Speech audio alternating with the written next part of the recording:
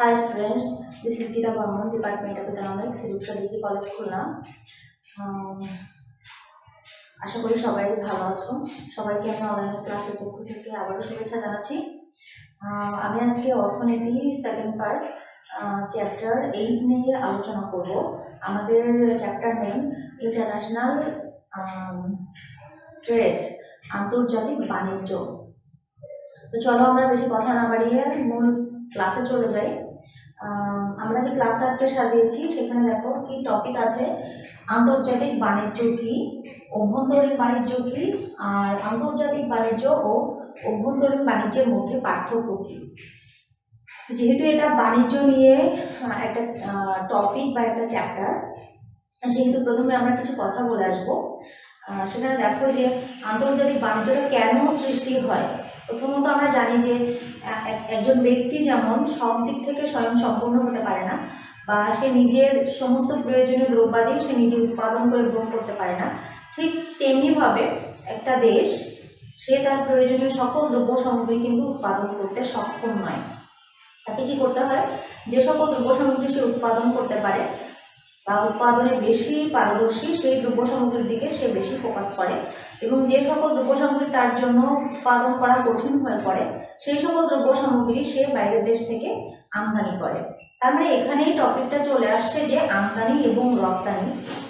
এই আমদানি রপ্তানির সাথে অ্যাকচুয়ালি আন্তর্জাতিক বাণিজ্য কথাটা রিলেটেড। যে একজন ব্যক্তি সে যদি যে কোনো একটা বিজনেসের সাথে রিলেটেড থাকে, তাহলে তার ব্যবসায়িক যে পণ্যটা, সেই পণ্যটা সে আরেকজন ব্যবসায়ীর সাথে লেনদেন করে তার চাহিদা পূরণ করতে পারে। ঠিক তেমনিভাবে যদি দেশের প্রেক্ষাপটে আমি ধরি যে তুলনামূলকভাবে উৎপাদন ব্যবস্থার উপযোগী কোন দেশ, কোন প্রোডাক্টের জন্য কোন দেশ বেশি উপযোগী, বা কোন প্রোডাক্টের প্রোডাকশনের জন্য কোন দেশ বেশি উপযোগী, সেই জিনিসটাই নির্ধারণ করে ওই দেশ কোন প্রোডাক্টগুলো উৎপন্ন করবে। তো এখন দেখো যে এই যে আন্তর্জাতিক বাণিজ্য যেটা আমাদের চ্যাপ্টার নেম আন্তর্জাতিক বাণিজ্য, এই বাণিজ্যটা অ্যাকচুয়ালি তৈরি হয়েছে মানুষ যখন তার প্রয়োজনটা উপলব্ধি করতে শিখলো, যে তার কি কি দ্রব্যের প্রয়োজন, তার বেঁচে থাকার জন্য কি কি দ্রব্য সামগ্রী তার চাহিদাগুলো পূরণ করবে। তো প্রথমত সৃষ্টির আদি লগ্ন থেকে কিন্তু মানুষের চাহিদা খুব কম ছিল, খুব সীমিত ছিল।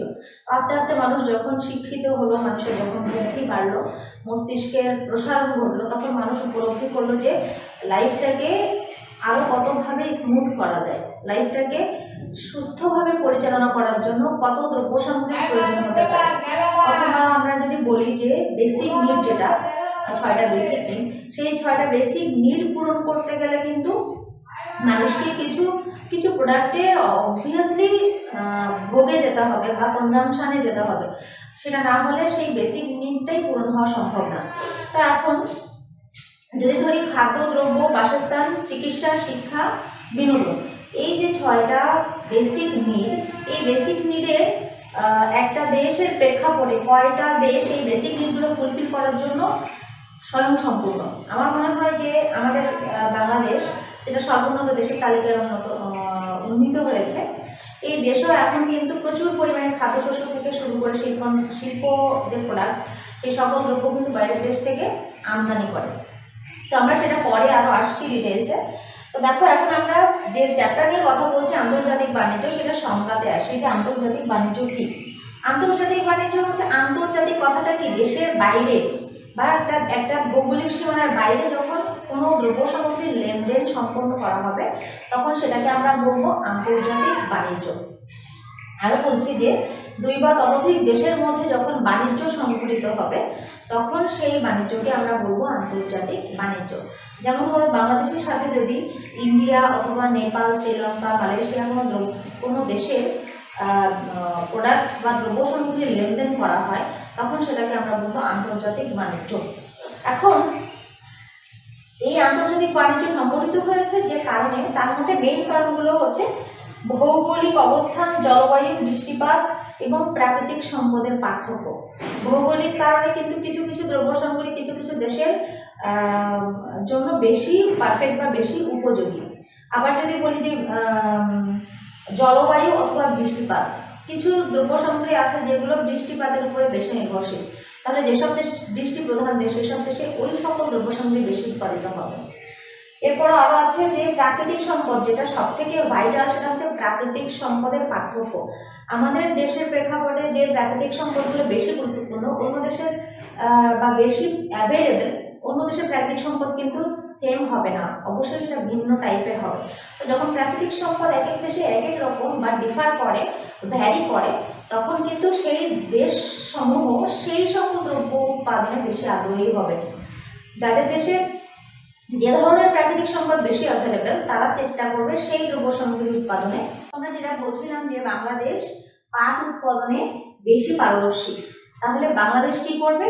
পাট বেশি করে উৎপাদন করবে। ঠিক একইভাবে যদি আমরা ধরি এখানে আছে কানাডা, কানাডা গম উৎপাদনে বেশি পারদর্শী, বা গম উৎপাদনের জন্য কানাডার সকল ভৌগোলিক অবস্থান, জলবায়ু, প্রাকৃতিক সম্পদ এগুলো সবকিছুই উপযোগী, তাহলে কানাডা কি করবে? গম উৎপাদন করবে। তো এরকমভাবে বিভিন্ন দেশের মধ্যে আপেক্ষিকভাবে যে সুযোগ সুবিধাগুলো বেশি, সেই দেশ সমূহ সেই ধরনের প্রোডাক্ট উৎপাদনে প্রস্তুত।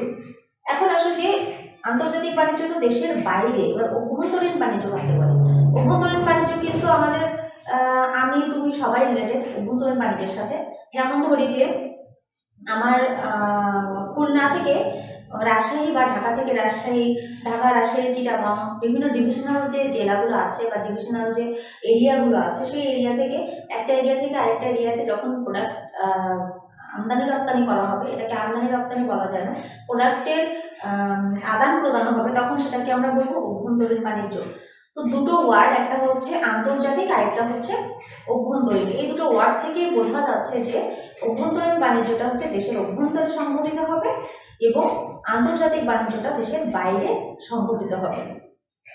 যেমন আমরা যদি বলি যে খুলনার সব থেকে বেশি উৎপাদিত প্রোডাক্ট কি, তো এখান থেকে খুলনার যে ওয়েদার, খুলনার যে জলবায়ু, এই প্রোডাক্টটা যখন অন্য কোনো এরিয়ার সাথে আমরা কম্পেয়ার করবো, ধরো সিলেট অথবা চিটাগাং, তাহলে এই প্রোডাক্টগুলো কিন্তু সিলেট অথবা চিটাগাংয়ে এই ক্লাইমেটে কিন্তু উৎপাদিত হবে না। সেক্ষেত্রে কি করবে? চিটাগাং থেকে খুলনার মধ্যে যে প্রোডাক্টের লেনদেনটা হবে, বা রাজশাহী থেকে চিটাগাং, বা যেটাই বলি না কেন, ডিভিশনাল যে এরিয়াগুলো যখন প্রোডাক্টের লেনদেন করবে, তখন সেটাকে আমরা বলবো অভ্যন্তরীণ বাণিজ্য। এখন আসে দেখো আমার থার্ড আছে আন্তর্জাতিক বাণিজ্য ও অভ্যন্তরীণ বাণিজ্যের মধ্যে পার্থক্য। আমরা আজকে আগে বলে নিয়েছি আন্তর্জাতিক বাণিজ্য যেহেতু চ্যাপ্টারটা, এখানে কিন্তু থিওরিটিক্যাল আলোচনা বেশি হবে, এখানে কোনো গ্রাফিক্যাল প্রেজেন্টেশন নেই। সো আমরা আজকে কিছু গল্পাকারে কিছু ব্যাখ্যা করব তোমাদের সামনে, কিছু বর্ণনা দেব, যেটা তোমাদের বইয়ের ভাষায় আছে। এখানে দেখো আন্তর্জাতিক ও অভ্যন্তরীণ বাণিজ্যের মধ্যে কিছু পার্থক্য আছে, সেই পার্থক্য আমরা পয়েন্ট আকারে যদি বলি, প্রথমেই আছে বাণিজ্যের ক্ষেত্র। আমরা দুটোর ডেফিনেশন থেকে কিন্তু পার্থক্যটা অলরেডি আন্দাজ করতে পারছি, তারপর আরো বলছি। অভ্যন্তরীণ বাণিজ্যের ক্ষেত্রে যখন বাণিজ্যের ক্ষেত্র পয়েন্ট আমি আলোচনা করব, তখন অভ্যন্তরীণ বাণিজ্যের ক্ষেত্রটা কিন্তু একটু লিমিটেড হবে বা সীমাবদ্ধ হবে, কিন্তু আন্তর্জাতিক বাণিজ্যটা কিন্তু এর কোনো সীমাবদ্ধতা নাই। যখন দেশের বাইরে যে কোনো প্রান্তে চলে যাবে, তখন সেটাকে আমরা আন্তর্জাতিক বাণিজ্য বলবো। সুতরাং দুটো বাণিজ্যের ক্ষেত্রে দুই রকম কন্ডিশনস থাকবে। এরপর আছে উৎপাদনের গতিশীলতার পার্থক্য। গতিশীলতা বলতে কি? একটা দ্রব্য আরেকটা জায়গায় যাওয়ার জন্য যে স্পিডটা, সেই স্পিডের মধ্যে কোনো সমস্যা আছে কিনা, কোনো প্রবলেমস আছে কিনা, সেটাই হচ্ছে গতিশীলতার পার্থক্য। ধরো আমি ঢাকা থেকে বরিশাল একটা প্রোডাক্ট লেনদেন করবে বা আদান প্রদান করবে, এটা বিজনেস পারপাজে। তো এই ক্ষেত্রে কিন্তু ঢাকা থেকে বরিশাল যাওয়ার যে রুটটা, সেই রুটটা যেহেতু দেশের অভ্যন্তরে, এখানে কিন্তু খুব বেশি প্রতিবন্ধকতার ফেস করতে হবে না। কিন্তু যখন কোনো প্রোডাক্ট দেশের বাইরে চলে যাবে, ঢাকা থেকে ধরো ইন্ডিয়াতে অথবা ঢাকা থেকে সিঙ্গাপুর, তখন কিন্তু এই দ্রব্য সামগ্রী যাবার জন্য যে গতিশীলতা, যেটাকে আমি বলছি, যাবার যে সময়টা, এই সময়টা যত কম হবে, সেই দ্রব্যের গতিশীলতা তত বেশি। দুটো দ্রব্য আদান প্রদান যখন হবে, এই আদান প্রদানের যে সময়টা, এই সময়টা যদি বেশি হয়, তাহলে সেখানে গতিশীলতার অভাব আছে, আর যদি সময়টা কম হয়, তাহলে সেখানে গতিশীলতা বেশি। তাহলে আমরা আন্তর্জাতিক বাণিজ্য এবং অভ্যন্তরীণ বাণিজ্যের ক্ষেত্রে বলতে পারি যে দুটোর গতিশীলতা দুরকম, কারণ দেশের ভেতরে যতটা স্মুথলি একটা দ্রব্য সামগ্রী লেনদেন সম্ভব, দেশের বাইরে কিন্তু অতটাই স্মুথলি সেই দ্রব্য সামগ্রীর আমদানি রপ্তানি সম্ভব নয়। দেন আছে প্রাকৃতিক সম্পদের পার্থক্য। প্রাকৃতিক সম্পদ এমন একটা সম্পদ যেটা প্রকৃতি প্রদত্ত। তো এই প্রাকৃতিক সম্পদটা আমি আগেও বলেছি যে এক এক দেশে এক এক রকম প্রাকৃতিক সম্পদে পরিপূর্ণ। আমাদের দেশে প্রাকৃতিক সম্পদের লিস্টে যেগুলো আছে সেগুলো কিন্তু অন্য দেশের লিস্টে সেগুলো নাও থাকতে পারে বা কম বেশি থাকতে পারে। এই জন্য প্রাকৃতিক সম্পদের উপরে বেস করে সেই দেশ উৎপাদনে যাবে। সেই জন্য প্রাকৃতিক সম্পদের পার্থক্য অভ্যন্তরীণ বাণিজ্য এবং আন্তর্জাতিক বাণিজ্যের ক্ষেত্রেও অবভিয়াসলি থাকবে। মুদ্রা ও ব্যাংক ব্যবস্থা। প্রত্যেকটা দেশ নিজস্ব কিছু মুদ্রা ব্যবস্থা এবং ব্যাংক ব্যবস্থা থাকে। আমাদের দেশে ব্যাংকিং যে রুলস আছে, যে রেগুলেশন আছে, যে ব্যাংকিং কিভাবে চলবে, ব্যাংকিং এর নীতি কি, বা সেখানে ইন্টারেস্ট রেট কি, সেখানের বিনিময় প্রথা কেমন, বিনিময় রেট কেমন, এই সকল যে রুলসগুলো আছে এগুলো অবশ্যই আমাদের বাংলাদেশ গভর্নমেন্ট কর্তৃক প্রদত্ত। কিন্তু অন্য দেশের ব্যাংকিং রুলস কিন্তু সেম হবে না। সেটা আমরা খুব পাশাপাশি দেশগুলোর ক্ষেত্রে খেয়াল করলে বুঝতে পারবো যে অন্য দেশের ব্যাংকিং ব্যবস্থা আর আমাদের দেশের ব্যাংকিং ব্যবস্থা অবশ্যই আলাদা।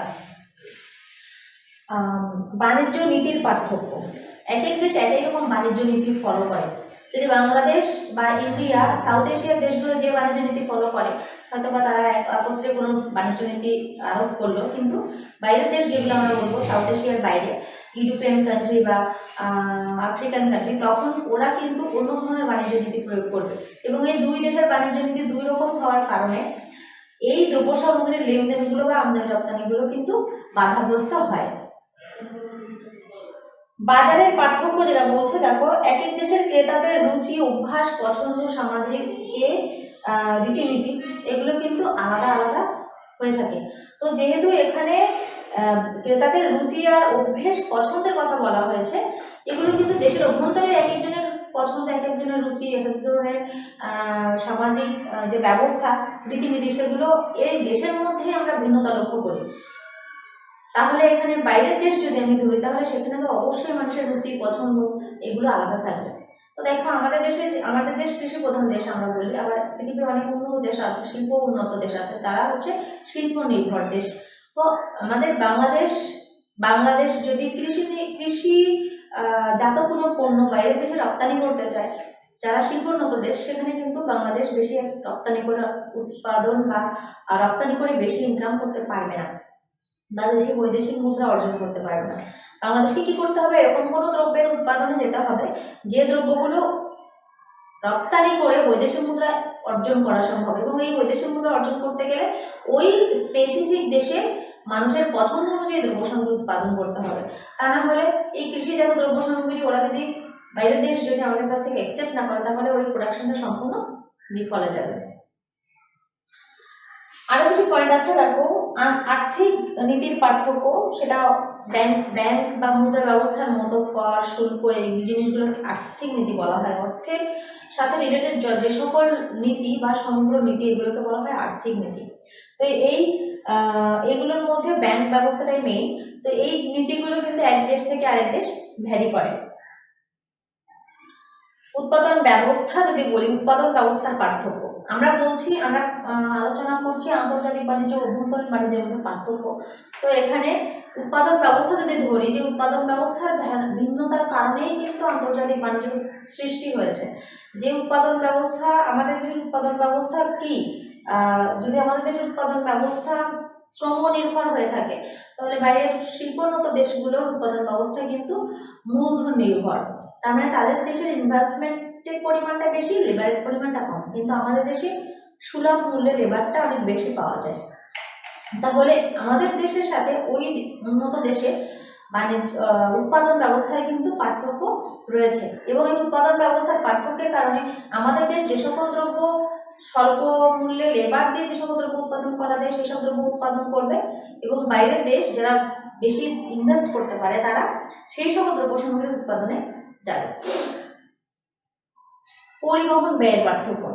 দেখো আমরা যখন কোনো প্রোডাক্ট কিনতে যাই, আমরা যদি দেশি প্রোডাক্ট বাদ দিয়ে যদি বাইরের দেশে কোনো প্রোডাক্ট কিনতে যাই, তাহলে সেই প্রোডাক্টের দামগুলো সবসময় বেশি হয়। বাইরের দেশের প্রোডাক্ট বলতে আমরা ধরি যে ব্র্যান্ডের কোনো প্রোডাক্ট, তো তো ব্র্যান্ডের কোনো প্রোডাক্ট যখন কিনতে যাব তখন সেই দ্রব্য সামগ্রীর দামটা বেশি কেন নির্ধারণ করা হয়?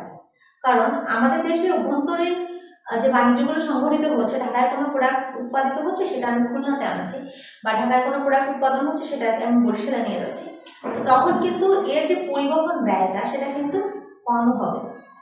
কিন্তু যদি আমরা ইউকে থেকে বা ইউরোপিয়ান কোনো কান্ট্রি থেকে কোনো প্রোডাক্ট আমরা নিয়ে আসতে চাই বাংলাদেশে, তখন এই পরিবহন ব্যয়টা চিন্তা করো যে এই পরিবহন ব্যয়টা কিন্তু এই ঢাকা খুলনা বা ঢাকা বরিশালের মতো এতটা কমে হবে না। তখন ওই পরিবহন ব্যয়টা যখন ওই প্রোডাক্টের সাথে অ্যাড হবে তখন ন্যাচারালি নর্মালি ওই প্রোডাক্টের দামটা বেড়ে যাবে। তো এরকম শুধুমাত্র যে পরিবহন ব্যয়টা ব্যাপার তা না, যে সকল বাধা নিষেধগুলো আছে বাইরের দেশে দ্রব্য সামগ্রী আদান প্রদান করতে গেলে, সেই সকল বাধা নিষেধ সবকিছুই একটা দ্রব্যর উপরে যখন এসে ট্যাক্স আকারে বলি বা আলাদা কোনো কস্টের যে প্রেশারটা সেটা যখন এসে সেই প্রোডাক্টের উপরে পড়ে তখন কিন্তু নর্মালি সেই প্রোডাক্টের দামটা বেড়ে যাবে। দেখা গেল যে আমাদের দেশি প্রোডাক্ট যেটা 100 টাকা আমি পেয়ে যাচ্ছি, সেটা যদি বাইরের দেশে ইউজ করতে চাই সেটা আমাকে 500 টাকাও পে করতে হচ্ছে, এর থেকে বেশিও হতে পারে। তাহলে এর কারণটা কি? প্রোডাক্ট কিন্তু ওদের দেশে হয়তো বা আমাদের দেশে 100 টাকা, ওদের দেশে হয়তো বা আরো কম, কিন্তু যখন অত দূরের থেকে প্রোডাক্ট আমাদের দেশে আসছে, এত দূরের যে যাতায়াতের খরচ, যেটা পরিবহন ব্যয় আমরা বলছি, সেই পরিবহন ব্যয়টা ইনক্লুড করলে কিন্তু প্রোডাক্টের দামটা কিছুটা হলেও বেড়ে যায়। আর তার সাথে আরো আনুষঙ্গিক কিছু ব্যাপার থাকে, সেগুলো অ্যাড হয়ে এই প্রোডাক্টের প্রাইসটা অনেক বেশি মাত্রায় চলে যায়। পৃথক জাতীয় সরকার, আমাদের লাস্ট যে ইয়াটা আছে আন্তর্জাতিক বাণিজ্য ও অভ্যন্তরীণ বাণিজ্যের মধ্যে পার্থক্য, যে টপিকটা, তার লাস্ট পয়েন্ট হলো পৃথক জাতীয় সরকার। আন্তর্জাতিক বাণিজ্য সংগঠিত হতে গেলে কিন্তু সরকার অবশ্যই এখানে রিলেটেড, কারণ বাণিজ্য তখনই আন্তর্জাতিকভাবে সংগঠিত হচ্ছে যখন দুটো দেশের দু রকম সরকার ব্যবস্থা পরিবর্তিত হচ্ছে। কারণ যদি একই সরকার ব্যবস্থা হয় তখন কিন্তু সেটা আন্তর্জাতিক বাণিজ্য হবে না, তখন সেটা দেশের অভ্যন্তরে একটা বাণিজ্য সংগঠিত হওয়ার পরিবেশ তৈরি হবে। কিন্তু যখন এই দুই রকম সরকারি নীতি, সরকারি পদ্ধতি বা সরকার ব্যবস্থা যখন দুই জায়গায় থাকছে, তখন কিন্তু সেখানে আন্তর্জাতিক বাণিজ্য সংগঠিত হচ্ছে। এই জন্য বলছে যে আন্তর্জাতিক বাণিজ্য এবং অভ্যন্তরীণ বাণিজ্য দুটোর মধ্যে আরো একটা গুরুত্বপূর্ণ পার্থক্য হচ্ছে পৃথক জাতীয় সরকার। তো এরকম ভাবে দেখো আমরা দেখে ফেললাম যে আন্তর্জাতিক বাণিজ্য অভ্যন্তরীণ বাণিজ্যের মধ্যে যে পার্থক্যটা। এখন দেখো যে এই পার্থক্যগুলোর কারণেই অ্যাকচুয়ালি আন্তর্জাতিক বাণিজ্যটা এবং অভ্যন্তরীণ বাণিজ্যের মধ্যে ভ্যারি করা সম্ভব। এখন আমাদের অভ্যন্তরীণ বাণিজ্যটা আমরা অলরেডি সেটার সাথে আমরা রিলেটেড, আমরা যদি নিজেও যে কেউ কখনো অন্য জায়গা থেকে শপিং করে নিয়ে আসি, একটা জায়গা থেকে আমি এই এলাকার কোনো শপিং মল বাদ দিয়ে অন্য কোনো এলাকা থেকে কোনো শপিং করে যদি আমি নিয়ে আসি, তাহলে সেটা কিন্তু অভ্যন্তরীণ বাণিজ্যের মধ্যে পড়বে। বা এটা ব্যক্তিগতভাবে যদি আমি না দেখি, ব্যক্তিগতভাবে দেখলে সেটাকে বাণিজ্যের আওতায় বলা যায় না, এটাকে জাস্ট ফর এক্সাম্পল বললাম। কিন্তু যদি কোনো বিজনেসম্যান বা যারা ব্যবসার সাথে রিলেটেড তারা অন্য কোনো এরিয়া থেকে আরেকটা এরিয়ায় প্রোডাক্টের লেনদেন করে, তখন কিন্তু সেটা অভ্যন্তরীণ বাণিজ্যের মধ্যে পড়বে। তো এইভাবে আন্তর্জাতিক বাণিজ্য এবং অভ্যন্তরীণ বাণিজ্যের মেইন পার্থক্যটা হচ্ছে দুটো। একটা হচ্ছে দেশের অভ্যন্তরে সংঘটিত হচ্ছে, যেখানে ভৌগোলিক বা অন্য কোনো পার্থক্যটা ওইভাবে দৃশ্যমান নয়, এবং আন্তর্জাতিক বাণিজ্যটা হচ্ছে দেশের বাইরে বা দেশের ভৌগোলিক সীমানার বাইরে যখন প্রোডাক্টের লেনদেন হচ্ছে। এটাই হচ্ছে তোমার অভ্যন্তরীণ বাণিজ্য এবং আন্তর্জাতিক বাণিজ্যের মধ্যে পার্থক্য। তো শিক্ষার্থীরা, আমরা যেহেতু থিওরিটিক্যাল টপিক নিয়ে কথা বলছি, সেহেতু আজকে আমাদের ক্লাস এই পর্যন্ত।